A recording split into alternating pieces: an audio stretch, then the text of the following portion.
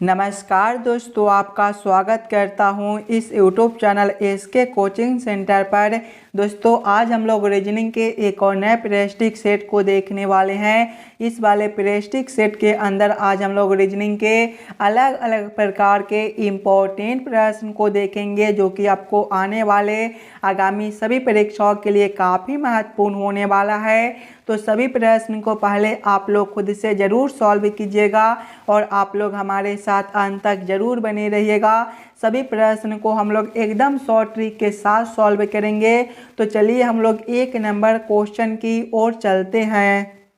ये रहा question number 1। Question number 1 आपको कह रहा है, नीचे दिए गए प्रश्न में संबंधित शब्द को चुनिए। जिस प्रकार से लोहा का संबंध धातु के साथ है, उसी प्रकार से आप लोगों से पूछा जा रहा है ऑक्सीजन का संबंध कौन सा शब्द के साथ होगा, जो इस वाले क्वेश्चन मार्क पर भरे जाएंगे। अगर आप लोग ध्यान से देखिएगा तो लोहा आपका क्या होता है, लोहा आपका एक धातु होता है। उसी प्रकार से ऑक्सीजन क्या होता है, तो ऑक्सीजन आपका गैस होता है। यानी कि इस वाले क्वेश्चन मार्क पर गैस भरा जाएगा। गैस ऑप्शन नंबर बी में दिया गया है, जो कि आपका सही उत्तर हो जाएगा। चलिए अगले प्रश्न की ओर हम लोग चलेंगे, क्वेश्चन नंबर 2 की ओर। ये रहा क्वेश्चन नंबर 2। क्वेश्चन नंबर 2 आपको कह रहा है, नीचे दिए गए प्रश्न में संबंधित संख्या को चुनिए। इस बार आपको संबंधित संख्या चुनने के लिए बोला जा रहा है। जिस प्रकार से 13 का संबंधित 27 के साथ है, उसी प्रकार से आप लोगों से पूछा जा रहा है 31 का संबंधित कौन सा संख्या के साथ होगा, जो इस वाले क्वेश्चन मार्क पर भरे जाएंगे। सबसे पहले हम लोगों को क्या करना है, 13 से 27 लाना है। अगर पहले हम लोग 13 गुना 2 करते हैं तो आपका 26 हो जाएगा, और 26 प्लस 1 करने पर आपका 27 होता है। वही सेम आगे करेंगे, संख्या 31 है तो पहले हम लोग 31 गुना 2 करेंगे तो आपका 62 हो जाएगा, और 62 प्लस 1 करने पर आपका 63 होता है। 63 ऑप्शन नंबर ए में दिया गया है, जो कि आपका सही उत्तर हो जाएगा। इस वाले क्वेश्चन मार्क पर आपका 63 भरा जाएगा। क्लियर है। चलिए अगले प्रश्न की ओर हम लोग चलेंगे, क्वेश्चन नंबर 3 की ओर। ये रहा क्वेश्चन नंबर 3। क्वेश्चन नंबर 3 आपको कह रहा है, नीचे दिए गए श्रृंखला को पूरा करें। ये जो प्रश्न है ये आपका श्रृंखला सीरीज से रिलेटेड प्रश्न है। एक श्रृंखला सीरीज दिया हुआ है और यहाँ पर एक क्वेश्चन मार्क है। इस वाले क्वेश्चन मार्क पर आपका कौन सा संख्या भरा जाएगा, ये आप लोगों से पूछ रहा है। दोस्तों सबसे पहले आप लोग श्रृंखला सीरीज को ध्यान से देखिएगा और समझने की कोशिश कीजिएगा। श्रृंखला सीरीज को देखिएगा तो पहले आपका 2 दिया गया है, 2 के आगे आपका 3 दिया गया है, 3 के आगे आपका 7 दिया गया है, 7 के आगे आपका 16 है, 16 के आगे आपका 32 है, और इसके आगे आपका क्वेश्चन मार्क है। अगर आप लोग ध्यान से देखिएगा इस वाले श्रृंखला सीरीज को, तो ये जो श्रृंखला सीरीज है ये आपका ऊपर की ओर बढ़ रहा है। और ऐसे श्रृंखला सीरीज में पहले हम लोग अंतर को देखते हैं। देखिएगा 1 से आपका 3 है, यहाँ पर प्लस 1 का अंतर बनता है। 3 से आपका 7 है, यहाँ पर प्लस 4 का अंतर बनता है। 7 से आपका 16 है, प्लस 9 का अंतर है। 16 से आपका 32 है, प्लस 16 का अंतर है, और आगे आपका क्वेश्चन मार्क है। अगर आप लोग ध्यान से देखिएगा तो प्लस 1 है, प्लस 4 है, प्लस 9 है, प्लस 16 है। देखिए 1 आपका क्या होता है, 1 का स्क्वायर होता है, 4 आपका 2 का स्क्वायर होता है, 9 ये आपका 3 का स्क्वायर होता है, 16 ये आपका 4 का स्क्वायर होता है। देखिएगा 1 का स्क्वायर है, 2 का स्क्वायर है, 3 का स्क्वायर है, 4 का स्क्वायर है, यानी कि अगला जो है वो आपका 5 का स्क्वायर बनेगा। यानी कि अगला अंतर जो है वो आपका प्लस 25 का हो जाएगा। 32 प्लस 25 आपका कितना होता है, तो 57 होता है। 57 ऑप्शन नंबर ए में दिया गया है, जो कि आपका सही उत्तर हो जाएगा। इस वाले क्वेश्चन मार्क पर आपका 57 भरा जाएगा। क्लियर है। चलिए अगले प्रश्न की ओर हम लोग चलेंगे, क्वेश्चन नंबर 4 की ओर। ये रहा क्वेश्चन नंबर 4। क्वेश्चन नंबर 4 आपको कह रहा है नीचे दिए गए अक्षर श्रृंखला को पूरा करें। इस बार दोस्तों आपको अक्षर श्रृंखला से रिलेटेड प्रश्न दिया गया है। एक अक्षर श्रृंखला दिया हुआ है और यहाँ पर एक क्वेश्चन मार्क है। इस वाले क्वेश्चन मार्क पर आपका कौन सा अक्षर भरा जाएगा ये आप लोगों से पूछ रहा है। सबसे पहले आप लोग अक्षर श्रृंखला को ध्यान से देखिएगा। अक्षर श्रृंखला को देखिएगा तो देखिए सबसे पहले जो है वो आपका KDW दिया गया है। KDW के आगे देखिएगा तो आपका जो है वो MGT दिया गया है। MGT के आगे देखिएगा तो आपका OJQ दिया गया है और इसके आगे आपका क्वेश्चन मार्क है। अगर आप लोग ध्यान से देखिएगा सिंगल अक्षर को तो देखिए K से आपका M है, यहाँ पर जो है वो आपका +2 है। M से आपका O है, फिर से +2 है और आगे क्वेश्चन मार्क है। देखिए +2 तो आगे भी हम लोग +2 करेंगे। O+2 जो है वो आपका Q होता है, यानी कि इस वाले क्वेश्चन मार्क पर पहला अक्षर जो है वो आपका Q भरा जाएगा। दूसरे वाले अक्षर के लिए हम लोग दूसरे वाले अक्षर से देखेंगे तो देखिए D से आपका G है, यहाँ पर जो है वो आपका +3 है। G के आगे J है, फिर से +3 है तो आगे भी हम लोग +3 करेंगे। J+3 जो है वो आपका M होता है, यानी कि इस वाले क्वेश्चन मार्क पर दूसरा अक्षर जो है वो आपका M हो जाएगा। तीसरे वाले अक्षर के लिए हम लोग तीसरे वाले अक्षर को देखेंगे। देखिएगा तो W से आपका T है, यहाँ पर जो है वो आपका -3 है। T से आपका Q है, -3 है तो आगे भी हम लोग -3 करेंगे। Q -3 जो है वो आपका N होता है। कौन सा ऑप्शन में आपका QMN दिया गया है? QMN ऑप्शन नंबर D में दिया गया है दोस्तों, जो कि आपका सही उत्तर बनता है। सभी प्रश्न इम्पोर्टेंट प्रश्न है। अभी आपको एग्जाम में कुछ इसी प्रकार के रीजनिंग के प्रश्न पूछे जाते हैं, तो सभी प्रश्न को पहले आप लोग खुद से ज़रूर सॉल्व कीजिएगा और आप लोग हमारे साथ अंत तक ज़रूर बने रहिएगा। चलिए अगले प्रश्न की ओर हम लोग चलेंगे, क्वेश्चन नंबर 5 की ओर। ये रहा क्वेश्चन नंबर 5। क्वेश्चन नंबर 5 आपको कह रहा है सी माता है A और B की, यदि D पति है B का तो C कौन है D की, ये आप लोगों से पूछ रहा है। ये जो प्रश्न है ये आपका ब्लड रिलेशन से रिलेटेड प्रश्न है और जब भी आपको इस प्रकार के प्रश्न देखने को मिले तो पहले आप लोग प्रश्न को ध्यान से पढ़िएगा और समझने की कोशिश कीजिएगा। देखिए प्रश्न पहले आपको कह रहा है सी माता है A और B की। सी कौन है?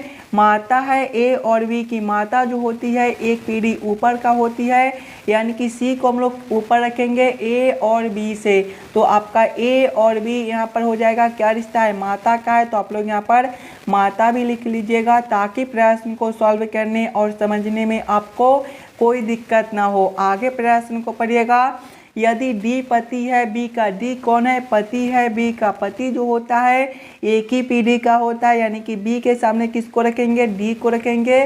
क्या रिश्ता है? पति का है, तो आप लोग यहाँ पर पति भी लिख लीजिएगा। आगे प्रश्न को पढ़िएगा। आगे प्रश्न आप लोगों से पूछ रहा है तो C कौन है? D की। देखिए C और D आपका यहाँ पर दिया गया है। अगर आप लोग ध्यान से देखिएगा तो B का पति कौन है? B का पति जो है वो D है, यानी कि आपके पत्नी का माता आपका कौन लगेगा? आपके पत्नी का जो माता है वो आपका सास लगेगा, यानी कि यहाँ पर जो रिश्ता बनता है वो सास का रिश्ता बनता है। सास ऑप्शन नंबर D में दिया गया है, जो कि आपका सही उत्तर बनता है। चलिए अगले प्रश्न की ओर हम लोग चलेंगे, क्वेश्चन नंबर 6 की ओर। ये रहा क्वेश्चन नंबर 6। क्वेश्चन नंबर 6 जो है ये आपका वेन आरेख वेन डायग्राम से रिलेटेड प्रश्न है। मेज कुर्सी और फर्नीचर का किस प्रकार से वेन आरेख वेन डायग्राम बनेगा, ये आप लोगों से पूछ रहा है दोस्तों। सबसे पहले आप लोग ये समझने की कोशिश कीजिएगा मेज कुर्सी और फर्नीचर में कौन शब्द किसके साथ संबंधित है, किसके अंदर हम लोग किसको रख सकते हैं। अगर आप लोग ध्यान से देखिएगा तो मेज और कुर्सी ये दोनों जो होते हैं ये फर्नीचर के समान होते हैं, यानी कि फर्नीचर के अंदर जो है वो आपके कुर्सी और मेज दोनों आ जाएंगे। यानी कि सबसे पहले हम लोग फर्नीचर के लिए एक गोला बना लेंगे और फर्नीचर के अंदर हम लोग मेज और कुर्सी दोनों को रख देंगे, लेकिन मेज आपका अलग होता है और कुर्सी आपका अलग होता है, यानी कि दोनों को अलग अलग कर देंगे। इस प्रकार का वेन आरेख Venn diagram option number B में दिया गया है, जो कि आपका सही उत्तर बनता है। चलिए अगले प्रश्न की ओर हम लोग चलेंगे, क्वेश्चन नंबर 7 की ओर। ये रहा क्वेश्चन नंबर 7। क्वेश्चन नंबर 7 आपको कह रहा है दी गई आकृति में कितने त्रिभुज है, इस वाले आकृति में कितने ट्रायंगल त्रिभुज बनते हैं, ये आप लोगों से पूछ रहा है। ये भी प्रश्न आपके लिए इम्पोर्टेंट प्रश्न है, तो पहले आप लोग वीडियो को रोककर खुद से ज़रूर काउंटिंग करने की कोशिश कीजिएगा, इस वाले आकृति में कितना त्रिभुज बनता है। अगर आप लोग ध्यान से देखिएगा दोस्तों आकृति को, तो यहाँ पर देखिए बीच में जो है वो आपका एक चतुर्भुज प्रकार का आकृति बनता है। और जब भी आपको चतुर्भुज के अंदर त्रिभुज काउंटिंग करने के लिए बोले तो हम लोग कौन सा ट्रिक यूज करते हैं, सबसे पहले छोटे छोटे खंड को काउंटिंग कर लेते हैं और उसमें 2 से गुना कर देते हैं। जब इसके अंदर छोटे छोटे खंड को काउंटिंग करेंगे तो एक खंड आपका ए हो जाएगा, दूसरा ए बनेगा, तीसरा ए बनता है, चौथा ए बनता है, पांचवा ए बनता है और छठा आपका ए बनता है। यानी कि 6 छोटे छोटे खंड दिए गए हैं, तो 6 गुना 2 करेंगे तो आपका 12 हो जाएगा। यानी कि इस वाले चतुर्भुज के अंदर जो है वो आपका 12 त्रिभुज बनता है। आगे देखिएगा तो 13वां त्रिभुज जो है वो आपका ए बनेगा, 14वां आपका ए बनता है और 15वां आपका यहाँ से लेकर यहाँ तक एक बनता है। 16वें को देखिएगा तो आपका ए हो जाएगा, 17वां आपका ए बनता है और 18वां आपका यहाँ से लेकर यहाँ तक बनता है। दोस्तों अभी इसमें आपके और त्रिभुज बनते हैं, ध्यान से देखिएगा तो 19वां जो है वो आपका यहाँ से लेकर यहाँ तक भी एक बनता है, ये जो है आपका 19वां त्रिभुज हो जाएगा। उसी प्रकार से 20वां जो है वो आपका यहाँ से लेकर यहाँ तक बनता है। 21वें को देखिएगा तो वो जो है वो आपका यहाँ से लेकर यहाँ तक बनता है और 22वें को देखिएगा तो वो आपका यहाँ से लेकर यहाँ तक बनता है। यानी कि इस वाले आकृति के अंदर जो है वो आपके टोटल 22 त्रिभुज बनते हैं। 22 आपका ऑप्शन नंबर बी में दिया गया है, जो कि आपका सही उत्तर बनता है। चलिए अगले प्रश्न की ओर हम लोग चलेंगे, क्वेश्चन नंबर 8 की ओर। ये रहा क्वेश्चन नंबर 8। क्वेश्चन नंबर 8 आपको कह रहा है नीचे दिए गए प्रश्न में लुप्त संख्या ज्ञात करें। दोस्तों ये जो प्रश्न है ये आपका मिसिंग नंबर से रिलेटेड प्रश्न है। यहाँ पर आपका एक क्वेश्चन मार्क दिया हुआ है, इस वाले क्वेश्चन मार्क पर आपका कौन सा संख्या भरा जाएगा ये आप लोगों से पूछ रहा है।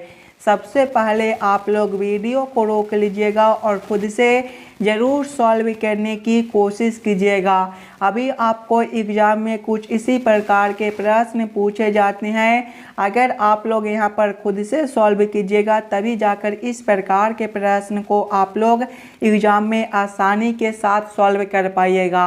और आप लोग इस वाले यूट्यूब चैनल पर नए हो तो चैनल को ज़रूर सब्सक्राइब कर लीजिएगा और वीडियो को भी लाइक कर दीजिएगा और वीडियो को ज़्यादा से ज़्यादा अपने दोस्तों के पास शेयर कीजिएगा। अगर आप लोग ध्यान से देखिएगा इस वाले प्रश्न को तो नीचे की ओर से देखिए आपका बड़ा बड़ा संख्या दिया गया है। यानी कि ऐसे प्रश्न को पहले हम लोग इस वाले लाइन से सॉल्व करने की कोशिश करेंगे।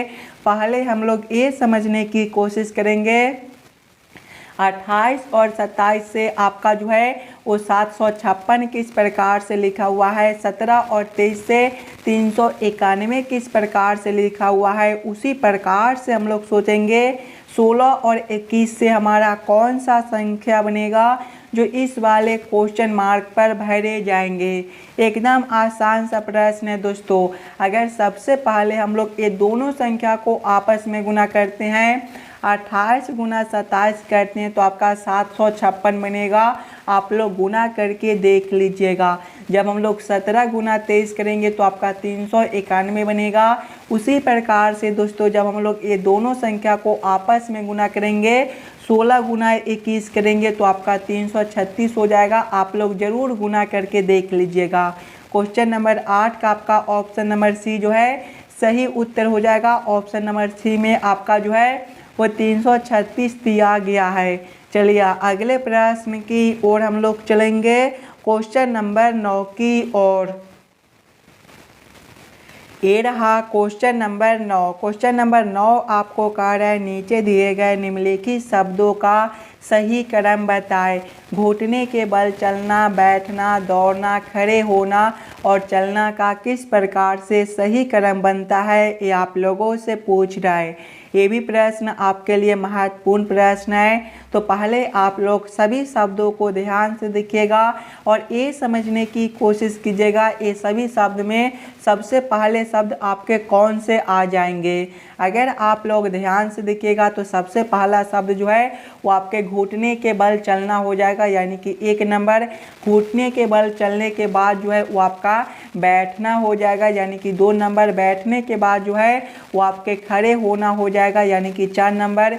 खड़े होने के बाद जो है वो आपका चलना हो जाएगा, यानी कि 5 नंबर।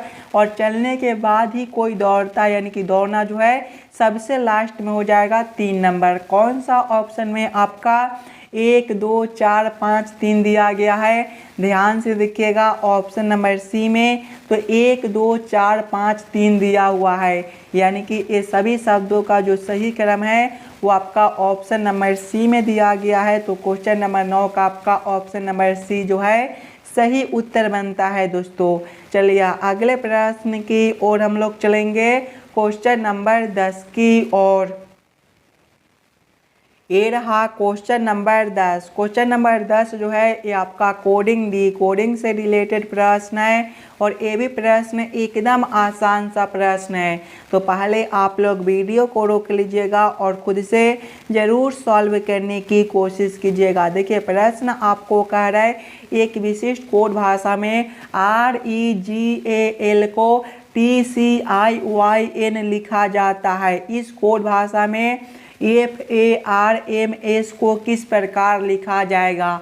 अगर आप लोग ध्यान से देखिएगा दोस्तों सिंगल अक्षर को, तो देखिए सबसे पहले आपका क्या दिया गया है, आपका जो है वो आपका REGAL दिया गया है। और इससे आपका क्या लिखा हुआ है, इससे दिखेगा तो आपका TCIYN दिया गया है। सिंगल अक्षर को देखिएगा तो R से आपका T है, यहाँ पर जो है वो आपका +2 है। E से आपका C है -2 है। G से आपका I है +2 है। A से आपका जो है वो Y है, यहाँ पर जो है वो -2 है। और L से आपका N है +2 है, यानी कि एक बार +2 करता है तो एक बार -2 करता है। वही सेम हम लोग आगे करेंगे। आगे आपका क्या दिया गया है, आगे जो है वो आपका FARMS दिया गया है। इसके भी अक्षर में पहले हम लोग +2 करेंगे तो F +2 जो है वो आपका H हो जाएगा। आगे आपका A है, जब A -2 करेंगे तो आपका जो है वो Y हो जाएगा। आगे देखिएगा आपका R है, R +2 जो है वो आपका T होता है। आगे M है, M -2 जो है वो आपका K हो जाएगा। आगे S है, S +2 जो है वो आपका U हो जाएगा। कौन सा ऑप्शन में दोस्तों HYTKU दिया गया है, तो ऑप्शन नंबर बी में देखिएगा HYTKU दिया गया है, यानी कि क्वेश्चन नंबर 10 का आपका ऑप्शन नंबर बी जो है सही उत्तर बनता है। चलिए अगले प्रश्न की ओर हम लोग चलेंगे, क्वेश्चन नंबर 11 की ओर। ये रहा क्वेश्चन नंबर 11। क्वेश्चन नंबर 11 आपको कह रहा है एक व्यक्ति 3 किलोमीटर पश्चिम की ओर चलता है, फिर दक्षिण की ओर मुड़ जाता है और 7 किलोमीटर तक चलता है, फिर पूरब की ओर मुड़ जाता है और 3 किलोमीटर तक चलता है, फिर वह अपनी दाईं ओर मुड़ जाता है और 5 किलोमीटर तक चलता है। वह अपनी प्रारंभिक स्थिति से अब कहाँ है, ये आप लोगों से पूछ रहा है। ये जो प्रश्न है ये भी आपके लिए इम्पोर्टेंट प्रश्न है। और जब भी आपको इस प्रकार के प्रश्न देखने को मिले तो सबसे पहले आप लोग ये याद कर लीजिएगा, दिशा में जो होता है वो आपका देखिएगा तो पूरब ए वाला दिशा होता है, पश्चिम आपका ए वाला दिशा होता है, उत्तर जो है वो ऊपर की ओर होता है और दक्षिण आपका नीचे की ओर होता है। अब आप लोग प्रश्न को ध्यान से पढ़िएगा और समझने की कोशिश कीजिएगा। देखिए प्रश्न पहले आपको कह रहा है एक व्यक्ति 3 किलोमीटर पश्चिम की ओर चलता है। पश्चिम कौन सा दिशा है, ए वाला दिशा, यानी कि व्यक्ति जो है पहले ए वाला दिशा में 3 किलोमीटर चलता है। आगे प्रश्न को पढ़िएगा। फिर दक्षिण की ओर मुड़ जाता है और 7 किलोमीटर तक चलता है। दक्षिण कौन सा दिशा है, तो ए वाला दिशा, यानी कि ए वाला दिशा में वह जो है 7 किलोमीटर तक चलता है। आगे प्रश्न को पढ़िएगा। फिर पूरब की ओर मुड़ जाता है और 3 किलोमीटर तक चलता है। पूरब आपका ए वाला दिशा, यानी कि ए वाला दिशा में फिर से 3 किलोमीटर चलता है। आगे प्रश्न को पढ़िएगा। फिर अपनी दाईं ओर मुड़ जाता है और 5 किलोमीटर चलता है। देखिए 5 किलोमीटर दाईं ओर चलता है। दाईं ओर जो है वो आपका नीचे की ओर हो जाएगा, यानी कि नीचे की ओर वह जो है वो 5 किलोमीटर तक चलता है। आगे प्रश्न को पढ़िएगा। आगे प्रश्न आप लोगों से पूछ रहा है वह अपनी प्रारंभिक स्थिति से अब कहाँ है। देखिए यहाँ से वह जो है वो चलना शुरू किया है और यहाँ तक चलकर आया है। यहाँ से लेकर यहाँ तक का जो दूरी है वो आप लोगों से पूछ रहा है। अगर आप लोग ध्यान से देखिएगा तो ए वाला जो है वो आपका 7 किलोमीटर है और ए वाला आपका 5 किलोमीटर है, यानी कि 7 + 5 जो है वो आपका 12 किलोमीटर हो जाएगा। और नीचे वाला कौन सा दिशा होता है, तो नीचे वाला जो है वो दक्षिण दिशा होता है, यानी कि 12 किलोमीटर दक्षिण आपका सही उत्तर हो जाएगा।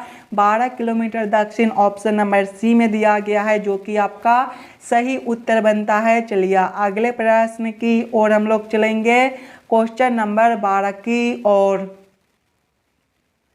ये रहा क्वेश्चन नंबर 12। क्वेश्चन नंबर 12 जो है ये आपका कथन और निष्कर्ष से रिलेटेड प्रश्न है। और जब भी आपको इस प्रकार के प्रश्न देखने को मिले दोस्तों, तो सबसे पहले आप लोग सभी कथन को ध्यान से पढ़िएगा और उस सभी कथन को आप लोग वेन आरेख वेन डायग्राम पर सेट कर लीजिएगा, ताकि प्रश्न को सॉल्व करने और समझने में आपको आसानी हो। देखिए कथन एक आपको कह रहा है कोई भी फल बेरीज नहीं होते, कोई भी फल बेरीज नहीं होते, यानी कि फल जो है वो आपका अलग हो जाएगा और बेरीज जो है वो आपका अलग हो जाएगा। आप लोग नाम भी लिख लीजिएगा। ये जो आरेख है आपका फल के लिए है, तो आप लोग यहाँ पर फल भी लिख लीजिएगा। और ये जो आरेख है ये आपका बेरीज के लिए है, तो आप लोग यहाँ पर बेरीज भी लिख लीजिएगा। आगे कथन को पढ़िएगा। कथन 2 आपको कह रहा है कुछ चेरीज फल होती है, कुछ चेरीज जो है वो फल होती है, यानी कि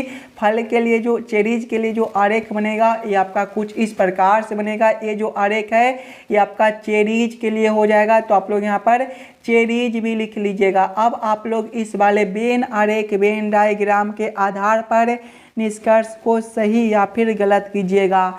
देखिए निष्कर्ष 1 आपको कह रहा है सभी बेरीज चेरीज होती है। देखिए बेरीज के लिए आरेख यहाँ पर है और चेरीज के लिए आरेख यहाँ पर है। ये दोनों आरेख आपका अलग अलग दिया गया है, यानी कि कोई बेरीज जो है वो चेरीज नहीं हो सकती है। ये निष्कर्ष आपका गलत बनता है। निष्कर्ष 2 जो है वो कुछ चेरीज बेरीज होती है। देखिए चेरीज के लिए आरेख आपका यहाँ पर है, बेरीज के लिए आरेख आपका यहाँ पर है। ये दोनों आरेख भी आपका अलग अलग दिया गया है, यानी कि कुछ चेरीज जो है वो बेरीज भी नहीं हो सकती है। ये भी निष्कर्ष आपका गलत बनता है। दोनों निष्कर्ष आपका गलत हो जाएगा। कौन सा ऑप्शन में दोनों निष्कर्ष को गलत किया गया है, तो ऑप्शन नंबर डी में देखिएगा।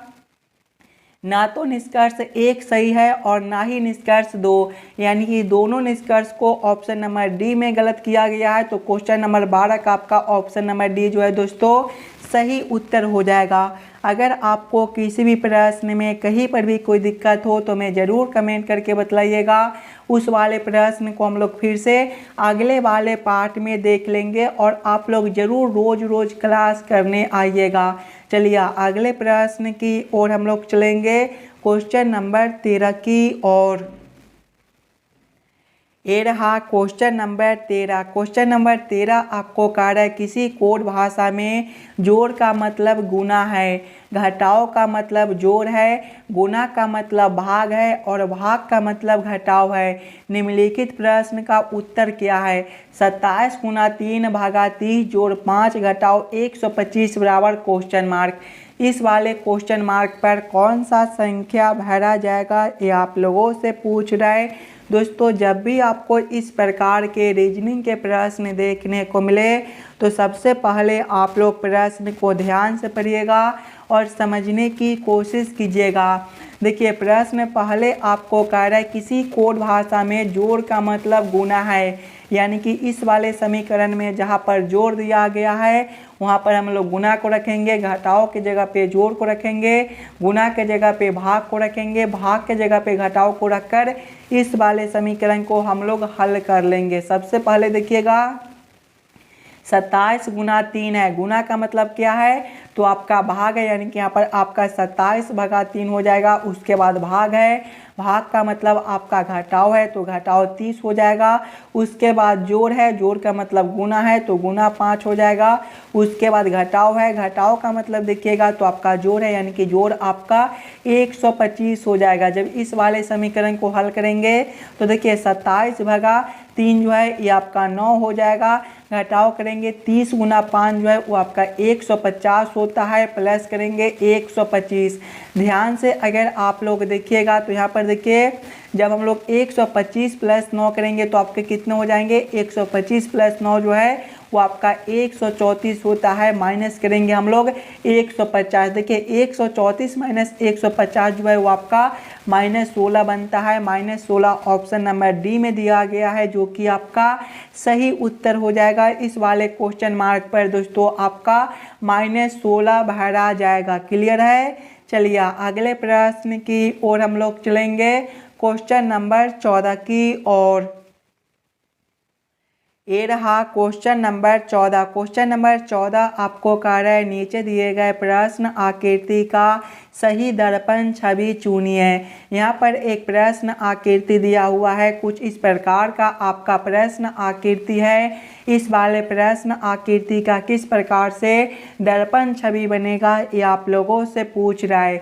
अगर आप लोग ध्यान से देखिएगा दर्पण को, तो दर्पण जो है कुछ इस प्रकार से दिया गया है दोस्तों। और जब भी आपको इस प्रकार के दर्पण देखने को मिले तो प्रश्न आकृति जो है वो आपका बाएं से उलटकर दाएं में चला जाता है और दाएं वाला आकृति जो है वो आपका उलटकर बाएं में चला आता है। यानी कि जब हम लोग इस वाले प्रश्न आकृति को इस प्रकार से उलटेंगे तो ये जो प्रश्न आकृति है ये आपका कुछ इस प्रकार से बनेगा। ये जो गोला है ये आपके अब इस साइड हो जाएंगे। इस प्रकार का उत्तर आकृति ऑप्शन नंबर सी में दिया गया है जो कि आपका सही उत्तर बनता है। इस वाले प्रश्न आकृति का सही दर्पण छवि ऑप्शन नंबर सी में दिया गया है।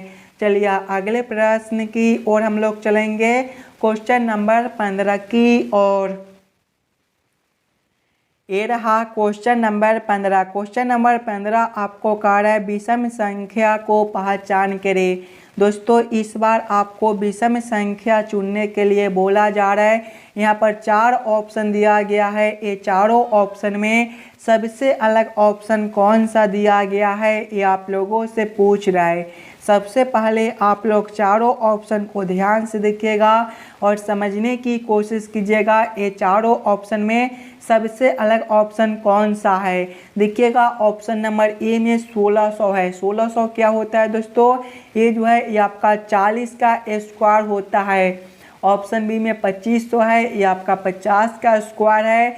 ऑप्शन सी में 3600 है, ये आपका 60 का स्क्वायर है। और ऑप्शन डी में आपका 4000 है। 4000 जो है ये आपका किसी भी संख्या का स्क्वायर नहीं होता है, यानी कि सबसे अलग ऑप्शन आपका डी बनता है। तो क्वेश्चन नंबर 15 का आपका ऑप्शन नंबर डी जो है सही उत्तर हो जाएगा। आशा करता हूँ दोस्तों आप लोग सभी प्रश्न को बढ़िया से समझ गए होंगे। अगर आपको किसी भी प्रश्न में कहीं पर भी कोई दिक्कत हो तो हमें ज़रूर कमेंट करके बताइएगा।